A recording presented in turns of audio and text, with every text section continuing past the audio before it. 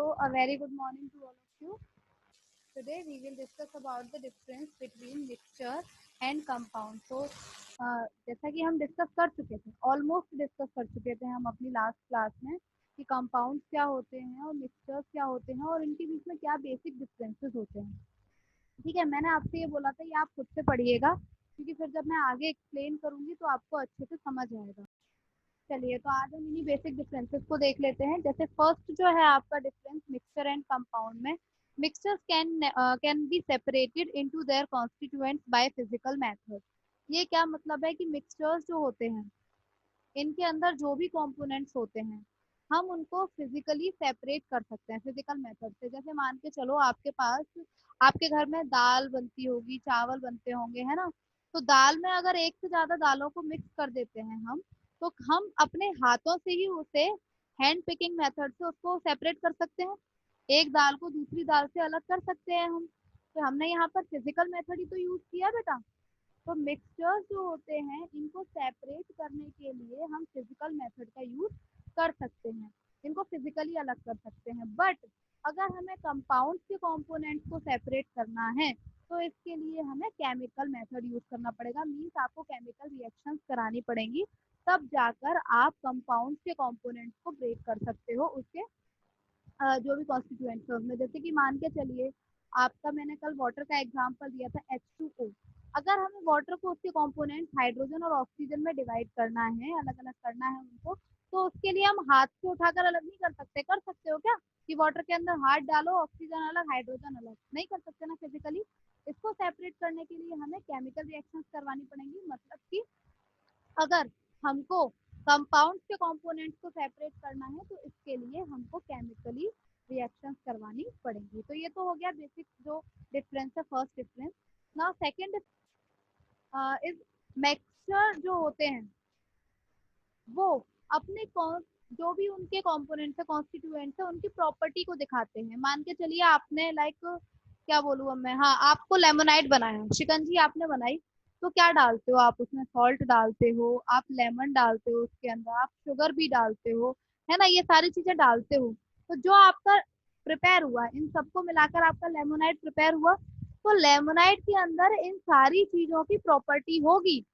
Lemonade इन सब की property रखता होगा। जब आप शिकंजी पियोगे तो आपको नमक का टेस्ट भी आएगा, आपको शुगर का टेस्ट भी आएगा, जो आपने लेमन डाला है आपको लेमन का टेस्ट भी आएगा।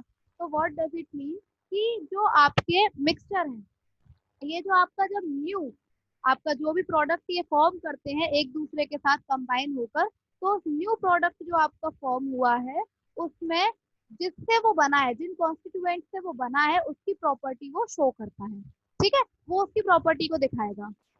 बट अगर ये केस हम कंपाउंड में लें तो कंपाउंड में ऐसा नहीं होता है कि कंपाउंड से लाइक अगर आपके कंपाउंड में न्यू सब्सटेंस जो फॉर्म होता है वो अपने कॉन्स्टिट्यूएंट्स की प्रॉपर्टीज को शो नहीं करता है।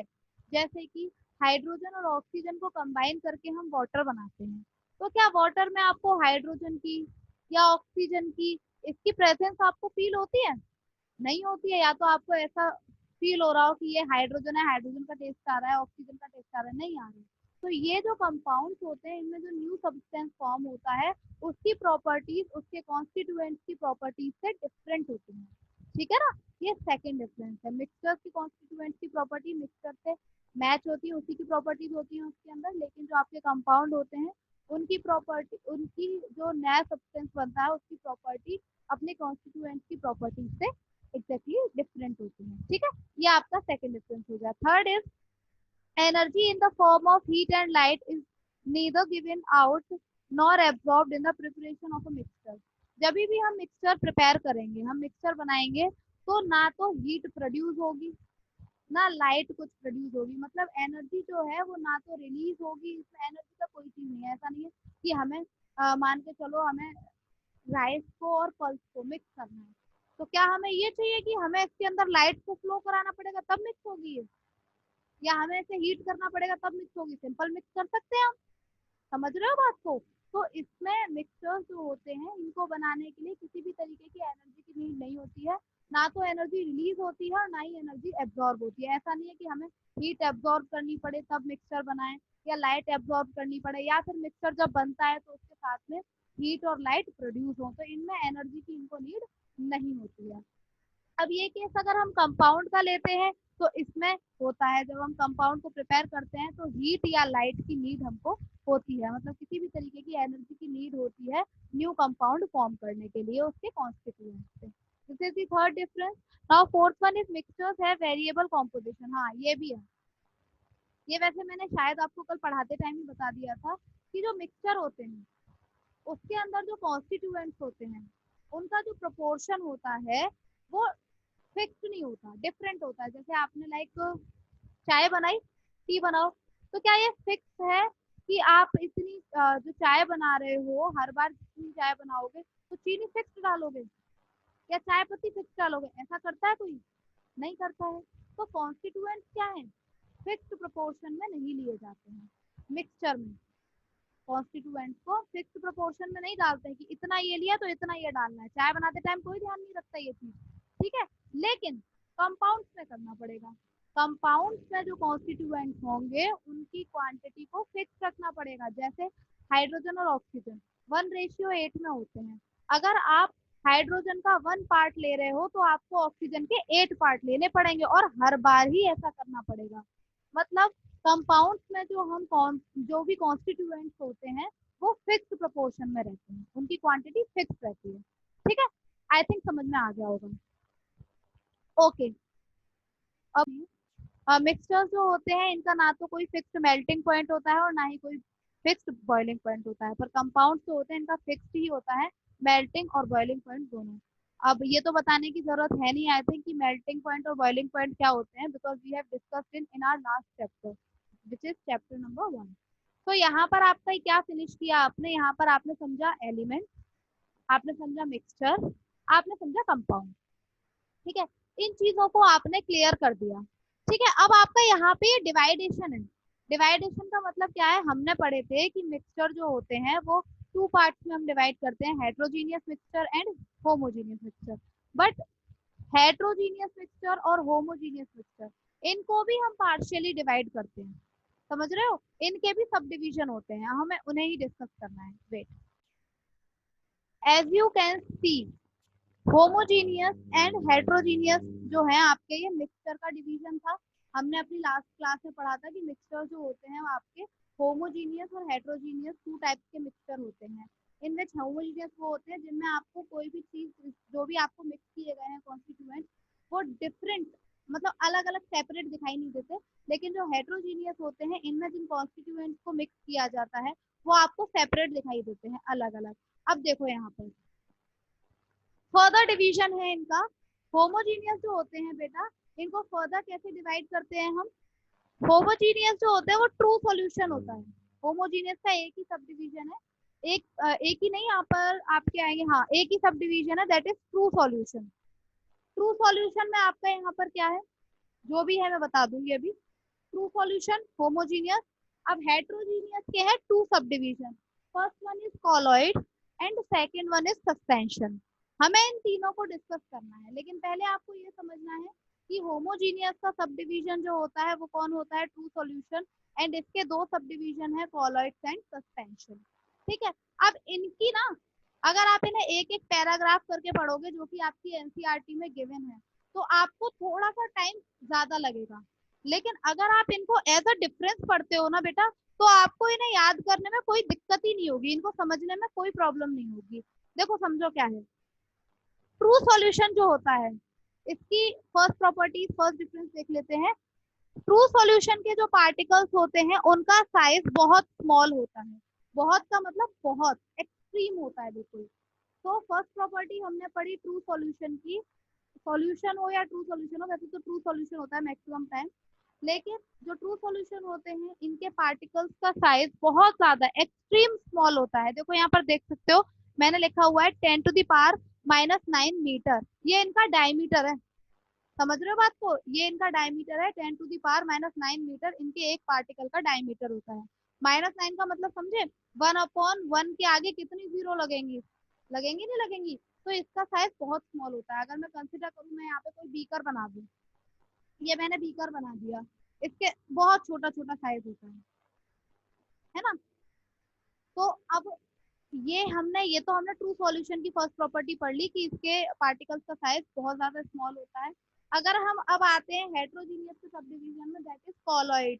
तो कॉलॉइड का साइज जो होता है वो भी स्मॉल ही होता है, लेकिन इनके जितना स्मॉल नहीं होता। जैसे हम सॉलिड लिक्विड गैस पढ़ते थे, तो एक में पढ़ते थे कि सॉलिड के पार्टिकल्स बहुत टाइटली पैक्ड होते हैं, लिक्विड के उससे थोड़ा कम होते हैं, और गैसेस के बहुत ज्यादा लूजली पैक्ड होते हैं। तो वैसे ही है ये भी, कि अगर आप देखोगे ट्रू सॉल्यूशन के पार्टिकल्स एक्सट्रीम स्मॉल हैं, लेकिन कॉलॉइड के पार्टिकल्स भी स्मॉल ही होते हैं, बट इतने स्मॉल नहीं होते जितने कि ट्रू सॉल्यूशन के होते हैं।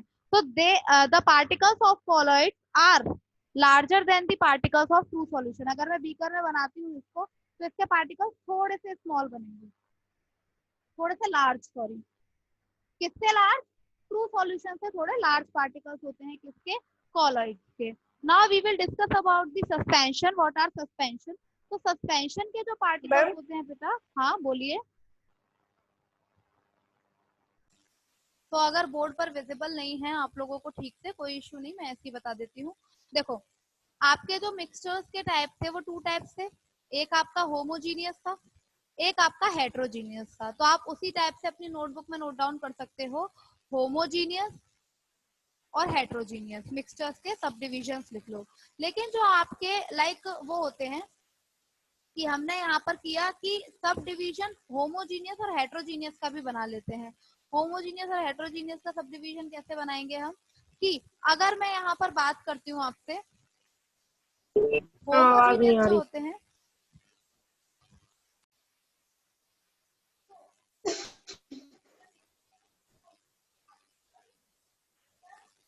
अगर हम एक फिल्टर पेपर, फिल्ट्रेशन नहीं देंगे, चलो वेट, देखो जो भी है, जिसका भी ट्रू सॉल्यूशन है, उसके अंदर टू टाइप्स के पार्टिकल्स मिक्स है। अब हमने लिया एक बीकर, ठीक है। इस बीकर के अंदर इस तरीके का कुछ होता है फिल्टर पेपर, इसके अंदर फिल्टर पेपर लगा दिया। फिल्टर पेपर क्या काम करता है, जो रेजिड्यू होता है, मतलब कि जो पार्टिकल्स के अंदर, जैसे चाय वो होती है चाय वाली छलनी, तो वो सॉलिड को ऊपर रख देती है, नीचे लिक्विड लिक्विड पहुंचा देती है। तो फिल्टर पेपर से जब हम ट्रू सॉल्यूशन को फिल्ट्रेट करेंगे, समझ में आ रहा है, जब हम ट्रू सॉल्यूशन का फिल्ट्रेशन करेंगे तो इस फिल्टर पेपर में कुछ नहीं आएगा, कुछ भी नहीं आएगा। समझ रहे हो बात को?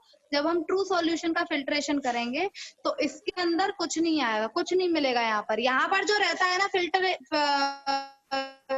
के ऊपर उसे क्या बोलते हैं नाम, उसको बोला जाता है, याद रखना है,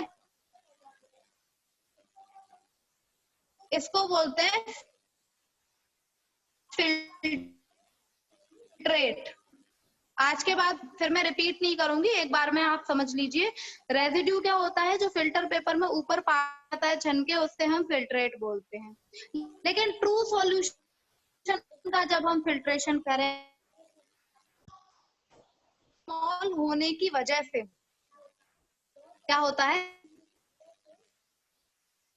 इस जो फिल्टर पेपर होता है उसमें बहुत छोटे छोटे पोर्स होते हैं, बहुत छोटे पोर्स, टाइनी होल्स होते हैं, छेद होते हैं। तो ये तो ऑलरेडी बहुत छोटे हैं, तो ये कहाँ ऊपर टिक पाएंगे? जो फिल्टर पेपर में टाइनी पोर्स हैं, छोटे छोटे छेद हैं, ये पार्टिकल्स उनसे होकर कहाँ जाएंगे? नीचे ही आ जाएंगे। तो ऊपर हमें कुछ भी नहीं मिलेगा। समझ रहे बात को? अगर आपसे पूछा जाए कि ट्रू सॉल्यूशन में फिल्ट्रेशन क्यों नहीं हो पाता है, तो आप सिंपल ये बोलेंगे, the size of their particles is too small so they can pass through the tiny pores of filter paper. Filter paper में बहुत छोटे छोटे छेद होते हैं जिनसे होकर ये पार्टिकल्स निकल जाते हैं, ऊपर कुछ रुकता ही नहीं, ठीक है। तो इनका फिल्ट्रेशन नहीं हो पाता। अब आ जाओ कॉलॉइड्स पर। कॉलॉइड्स का मैंने लिखा है फिल्ट्रेशन डज नॉट अकर। ये भी क्या होते हैं, इनके पार्टिकल्स भी स्मॉल ही होते हैं, इतने नहीं होते लेकिन होते हैं स्मॉल, तो इनमें भी फिल्ट्रेशन नहीं हो पाता है, ये भी पास हो जाते हैं। बट अगर हम सस्पेंशन की बात करें तो इसमें फिल्ट्रेशन हो सकता है। क्यों हो सकता है भाई? क्योंकि मैंने आपको बताया इसके पार्टिकल्स का साइज होता है लार्ज। तो अगर आप फिल्टर करोगे तो फिल्टर पेपर के ऊपर रह जाएंगे, जो लार्ज पार्टिकल्स हैं वो ऊपर रह जाएंगे, बाकी बचा नीचे आ गया, ठीक है। तो ये क्या होते हैं आपके बेटा, यहाँ पर हमने क्या समझा कि फिल्ट्रेशन ट्रू सॉल्यूशन और कॉलॉइड्स में नहीं होता, जबकि सस्पेंशन का फिल्ट्रेशन हम कर सकते हैं। अब लास्ट डिफरेंस क्या है वो देखो, true solution does not scatter light, colloids scatter light and suspension में भी पार्टिकल्स लाइट स्कैटर करते हैं। ये वाला जो पॉइंट है पर्टिकुलर, ये पॉइंट आप ऐसे नहीं समझ सकते हो। स्कैटर का मतलब क्या है, लाइट का मतलब क्या है, ये मैं आपको बताती हूँ एक एग्जाम्पल से, ठीक है। जैसे कि अभी हम क्या सोचते हैं, मैं ये हटा देती हूँ आपसे। मैंने आपको ये बोला कि स्कैटर लाइट सिर्फ ट्रू सॉल्यूशन नहीं करता, कौन कर सकते हैं, कॉलॉइड्स भी कर सकते हैं लाइट को स्कैटर, और क्या नाम है इनका, ये भी कर सकते हैं सस्पेंशन, ठीक है। अब जो सबसे इम्पोर्टेंट है, जो 2 मार्क्स का क्वेश्चन आ ही जाता है कभी कभार, जो कि स्कैटर ऑफ लाइट से रिलेटेड है, इसको हम क्या बोलते हैं, आपके बुक में दिया होगा, ऐसे हम बोलते हैं टिंडल इफेक्ट। एक टिंडल इफेक्ट क्या होता है, अगर आप इसको जानना चाहते हो तो इतना सिंपल प्रोसेस होता है कि लाइक आपको कुछ समझने की जरूरत नहीं है, डेली देखते हो टिंडल इफेक्ट को। जैसे आपको मैं बात करूं, रूम है आपका, उसमें डस्ट पार्टिकल्स तो रहते ही रहते हैं ना रूम में। वो डस्ट पार्टिकल्स, जब मान के चलो कोई रूम है और इसमें ऊपर से आपने ऐसे एक होल ओपन कर दिया, ठीक है, तो आपको इस होल से लाइट आती हुई दिखेगी, एक पर्टिकुलर रास्ता बन जाएगा उस लाइट का, ये आता हुआ दिखेगी, और रास्ते के बीच में कौन दिखेंगे, डस्ट पार्टिकल्स दिखेंगे। दिखते हैं ये, आप इसे अपनी डेली लाइफ में देखते हो, मान के चलो आप धूप हो रही है बाहर और है ना, आपने विंडो ओपन कर दी, तो आपको लाइट विंडो की शेप में ही आती हुई दिखाई देगी अंदर, और रास्ते में डस्ट पार्टिकल्स जरूर मिलेंगे लाइट में। यही आपका टिंडल इफेक्ट है। टिंडल इफेक्ट में क्या होता है कि लाइट जो होती है, जब कुछ पार्टिकल से कोलाइड करके टकराकर वो अलग अलग डायरेक्शन में फैल जाती है, मान के चलो ये लाइट आई है ना, अब ये इस पार्टिकल से टकरा गई, और ये पार्टिकल से टकराने के बाद ये अलग अलग डायरेक्शन में स्प्रेड हो गई। ऐसे ही लाइट आती है तो ये अलग अलग डायरेक्शन में क्या हो गई, स्प्रेड हो गई।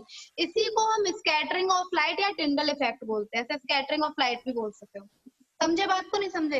यानी कि जब लाइट कहीं, लाइट आ रही है, लाइट का कोई रास्ता है और लाइट के रास्ते में ऐसे पार्टिकल्स आ जाते हैं जिनसे टकराने के बाद लाइट क्या होती है, अलग अलग डायरेक्शन में डिवाइड हो जाती है, फैल जाती है। तो इसी प्रोसेस को हम स्कैटरिंग ऑफ लाइट या टिंडल इफेक्ट बोलते हैं। जैसे आपने उसमें देखा होगा, क्या बोलूं मैं, जब जंगल होता है तो अगर थोड़ी सी भी स्पेस होती है बीच में,